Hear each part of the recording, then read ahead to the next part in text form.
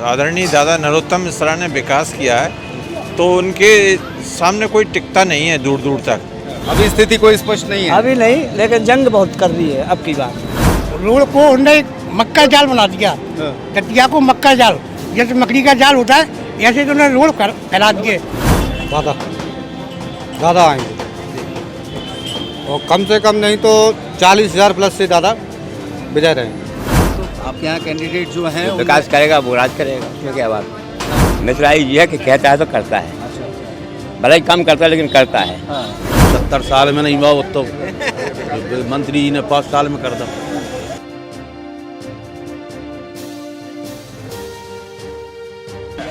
नमस्कार, मैं हूं शिवेंद्र शुक्ला। आप देख रहे हैं पेप्टिक टाइम मध्य प्रदेश समाचार और आज हम आप पहुंचे हैं मां पीताम्बरा की नगरी दतिया में, जो कि मां पीताम्बरा की वजह से विश्वविख्यात है और गांवा पहलवान की वजह से भी जानी जाती है। तो वहीं इसकी एक और पहचान है, क्योंकि मध्य प्रदेश के गृह मंत्री भी यहीं से ताल्लुक़ रखते हैं, इसलिए ये एक आस्था का केंद्र है और साथ ही साथ राजनीति का भी एक बड़ा केंद्र बनकर उभरी है। तो इसको लेकर हम जनता के बीच में जाकर चर्चा करेंगे कि आखिरकार इस विधानसभा चुनाव 2023 के मद्देनज़र किस तरीके का माहौल चल रहा है। इस विधानसभा में लोग चाय की चुस्कियाँ लेते दिख रहे हैं। चाय अच्छी है, MST स्टॉल पर हम खड़े हुए हैं और लोग कुल्हड़ में चाय पी रहे हैं, चाय की चुस्कियों का आनंद ले रहे हैं। और इसी बीच हम चर्चा करेंगे कि आखिरकार किस तरह का माहौल यहाँ पर चल रहा है। क्या नाम है भाई साहब का? मेरा नाम दिनेश सेन है। दिनेश जी बताएं, 2023 चुनाव के मद्देनज़र जब बात की जाए दतिया की, तो क्या स्थिति समझ में आती है आपको? दतिया में जिस तरह से आदरणीय दादा नरोत्तम मिश्रा ने विकास किया है तो उनके सामने कोई टिकता नहीं है दूर दूर तक। तो जहाँ तक हमें लगता है और प्रत्याशियों की तुलना में अगर हम लोग कंपैरिजन करें तो हर क्षेत्र में लगातार सक्रिय रहने वाला नेता है और प्रदेश स्तर पर इसकी पहचान है। दतिया को एक नई पहचान दी है इस आदमी ने। निर्माण कार्य एक से एक कराए हैं। हमेशा हर हफ्ते कोई ना कोई एक दतिया के लिए लगातार सौगात लेके आता है। अकेला दतिया प्रॉपर भी नहीं, दतिया के ग्रामीण क्षेत्रों में भी मजबूत पकड़ है और हम सबको ये लगता है दादा हमारे बीच में रहें और बड़े से बड़े पद प्राप्त करें। यहाँ पे हमें उनकी विजय में कतई कोई संदेह नहीं है। कांग्रेस प्रत्याशी की दावेदारी कितनी मजबूत लगती है आपको? कांग्रेस प्रत्याशी 2-3 बार चुनाव लड़ चुके हैं और जो भी आदमी चुनाव लड़ता है वो अपना पक्ष तो मजबूत रखता ही है। ये फैसला जनता को करना है कि हम में कौन सा प्रत्याशी इस विधानसभा के लिए उचित रहेगा। राजेंद्र भारती भी 2 बार MLA रहे हैं, उनका कार्यकाल भी दतिया की जनता ने देखा है। वो भी उम्मीद करते हैं कि वो विधायक रहें। वो आरोप तमाम लगाते हैं कि एक तालाब के विकास कार्य को लेकर 40 करोड़ खर्च हो गए, लेकिन तालाब सिकुड़ गया, जलकुंभी हो गई। इसके अलावा और कि जो उनके विरोधी हैं उन पर लगातार इस तरह के आरोप प्रत्यारोप लगाकर जेल भेजा जाता है। बहुत सारी चीज़ें ये सामने आई और भी तमाम मुद्दों को लेकर बात कही गई। इन बातों में कितनी सच्चाई है? सच्चाई तो है, बहुत कुछ सच्चाई है। जिन पे बीती है वो जानते हैं। निश्चित रूप से परेशानी हुई है, लेकिन राजनीतिक दलों में प्रतिद्वंद्विता रहती है अपने विरोधी को ठिकाने लगाने की। गांव स्तर से लेके राज्य स्तर तक, देश स्तर तक सब रहते हैं। हर कोई चाहता है कि अपने विरोधियों को ठिकाने लगाया जाए।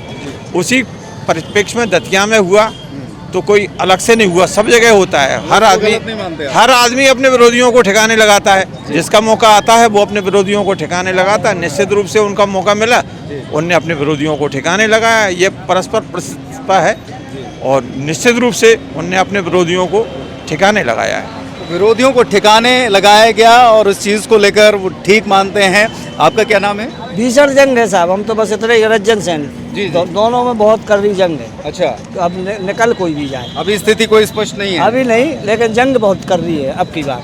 तो इतने साल लगातार जैसे कि नरोत्तम मिश्रा जी यहाँ पर रहे, अगर उस तरीके से अभी वर्तमान में गृह मंत्री हैं, इसके पहले वो स्वास्थ्य मंत्री थे, तो उस तारतम्य में अगर विकास की गति को देखा जाए तो किस तरीके से देखते हैं? विकास की गति तो विकास तो उन्होंने बहुत किया है, इसमें कोई दो राय नहीं। विकास बहुत अच्छा हुआ है। जे आप खड़े हो इधर, जे दुकानें भी बन गई, ये दुकान इधर थी, जे इधर पहुँच गई पीछे, इधर सकरी जगह थी, जे आज देखो आप इधर खड़े हो।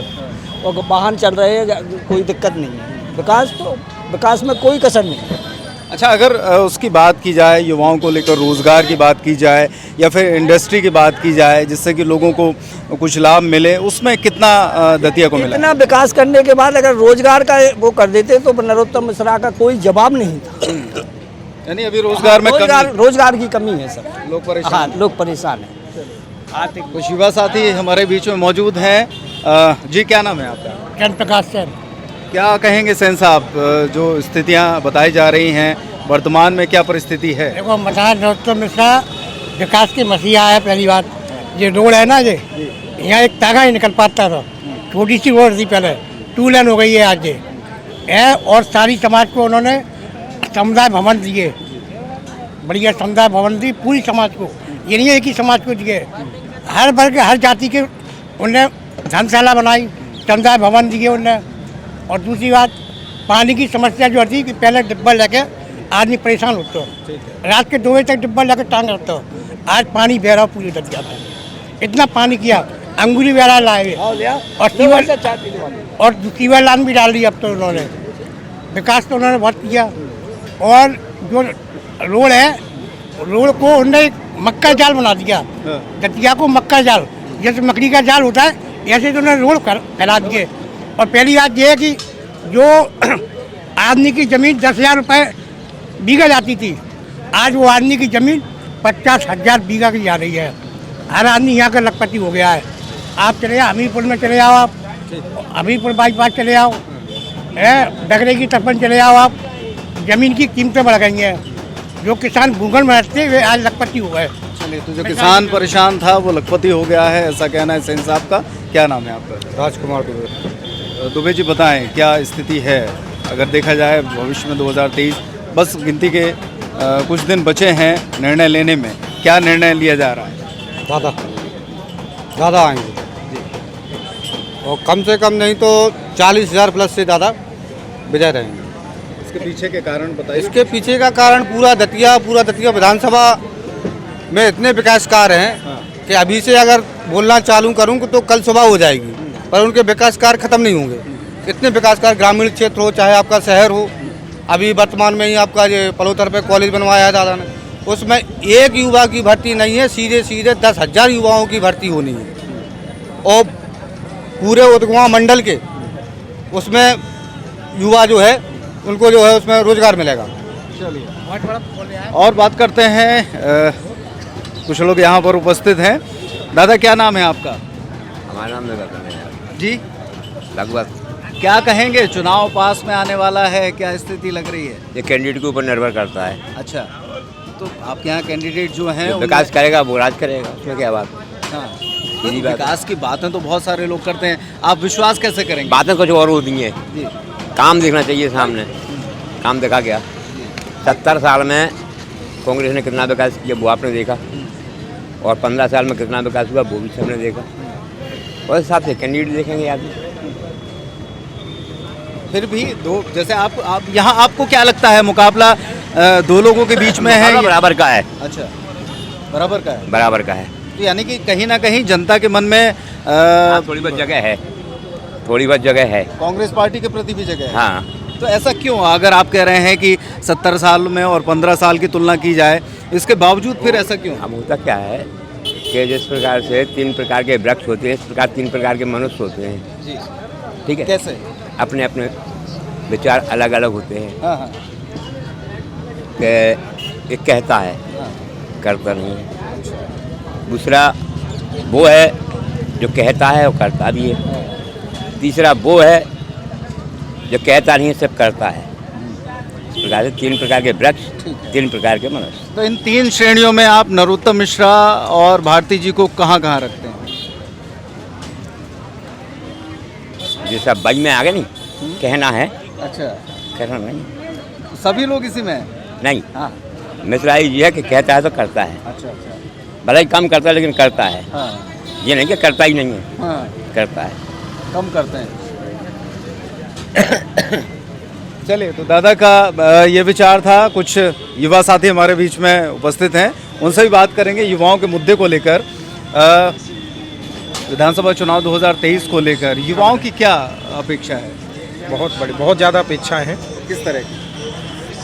बस लोगों को रोज़गार मिले, अभी नौकरियां मिल जाएं और घोटाले कम हों, बस यही अपेक्षा है। बस आपको क्या लगता है कौन ये तमाम चीज़ें बदलाव कर सकता है, या वाकई बदलाव होगा भी, या आज की राजनीति बहुत सारा तब्दील हो गया है, इस तरह को लेकर के बातें कुछ और हैं और काम कुछ और हो रहा है? अब ये तो नहीं बता सकता कौन कर सकता है, बट होना चाहिए। अच्छा, दतिया की अगर बात करें, दतिया विधानसभा में आपको क्या लगता है किसके बीच में फाइट है, कौन आगे है? मैं दतिया विधानसभा से तो नहीं हूँ, मैं पन्ना विधानसभा से हूँ। चलिए ठीक है। तो युवाओं का यही कहना है कि ऐसी सरकार आए जो कि रोज़गार दे सके, जो कि लोगों को काम दे, और इस तरीके से विकास के तमाम मुद्दों पर बात करेंगे। कुछ लोग और हमारे पास मौजूद हैं। दादा, क्या नाम है आपका? सुनकेश त्रिपाठी। त्रिपाठी जी, बताएं क्या स्थिति है विधानसभा चुनाव को लेकर? बढ़िया है स्थिति तो। फाइट किस में नज़र आ रही है? क्या हवा क्या कहती है? हवा तो बीजेपी की है। हाँ, बीजेपी करेगी फाइट। अभी ये तमाम सर्वे निकल के आ रहे हैं, उनमें तो कहा जा रहा है कि सर्वे तो निकालता ही रहता है, ये तो सब निकालता रहता बात। क्या खास है इतने वर्षों में नरोत्तम मिश्रा जी यहाँ पर रहे हैं, किस तरह के विकास कार्य हुए, क्या चीज़ें? जो 70 साल में नहीं हुआ वो तो जो मंत्री जी ने 5 साल में कर दो, दतिया को कहाँ से कहाँ पहुँचा दो। क्या नाम भैया आपका? सुरेश प्रजापति। बताएं प्रजापति जी। बस हमारे कहीं बताना भैया, सबके अपन चुप रहो, अपन तो सब शांत रहो, शांति रखो बस। फिर भी आपको क्या लगता है? अब तो ना जो आगे आ जाए, सबके आगे आ जाए, बताओ। हाँ, कौन हो जीते तो ना आगे आ जाएगा, भाई साहब। सही बात है, ये तो है। फिर भी जनता के मन में कुछ तो होगी चीज़। जनता होगी भाई साहब, तो सबके आगे आ जाएगा। अब को का नहीं कहता है, क्या तो माहौल जरा का चल रहा, माहौल ही नहीं कहता। अब अभी समझ में स्पष्ट नहीं आ रही। अभी हमें आ नहीं रही जो है, बताओ जब हमारे साफ को नहीं है। 16 नंबर को आएगा। क्या नाम है आपका? मेरा अनुराग। अनुराग भाई, क्या कहेंगे? सर यहाँ का माहौल अच्छा है और विकास तो हुआ है काफ़ी, जो कि आप भी देख रहे होंगे शहर में। तो ये तो 17 के बाद पता चलेगा, मगर मैं कह सकता हूँ विकास के दम तो है विकास में, और दिख रहा है। जो कि आप रोड भी देख रहे हैं, ये देख रहे हैं पेवर जो अभी जहाँ आप खड़े हैं, ये भी अच्छा है। पीछे देखो आप, बढ़िया दुकान है, विकास पर्याप्त हुआ है। मेरे हिसाब से इतना हुआ है कि शहर में कभी कल्पना नहीं की जा सकती थी। और दतिया छोटा जैसा शहर, अब मैं कभी दिल्ली भी जाता हूँ ना, तो दिल्ली में भी ये दिखता है कि दतिया का नाम ले दो तो समझ में आता है लोगों को दतिया है कोई। और आज से 10 साल पहले ये था स्थिति, दतिया को जानते नहीं थे लोग, ग्रामीण जैसा था।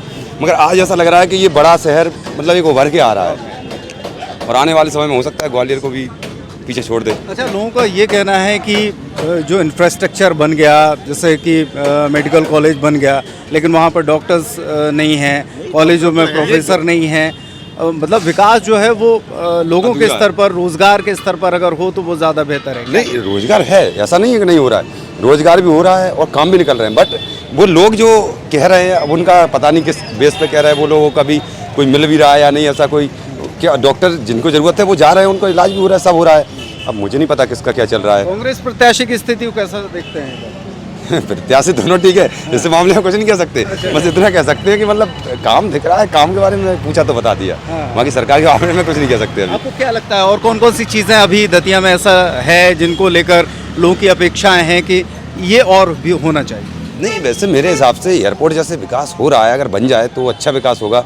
उसके साथ में कुछ और भी, जैसे मेडिकल कॉलेज के अलावा कुछ इंजीनियरिंग कॉलेज वगैरह आ जाएं, कुछ बड़े कॉलेज, तो और शिक्षा के स्तर पर सुधार हो सकता है। कुछ कंपनियां आ जाएं, तो मतलब ये चीज़ें इन्हीं मुद्दों पे होगा मेरे हिसाब से, तो आगे चल के चुनाव का वो। तो इन्हीं मुद्दों पर चुनाव होने की बात चल रही है कि जो विकास हुआ है पहले के मुकाबले देखने में चीज़ें सामने आ रही हैं, लेकिन इसके अलावा लोगों को और भी उम्मीद है कि शिक्षा के क्षेत्र में, रोज़गार के क्षेत्र में अगर इस तरीके से विकास कार्य किए जाएँ तो निश्चित तौर पर और भी बेहतर स्थिति हो सकती है।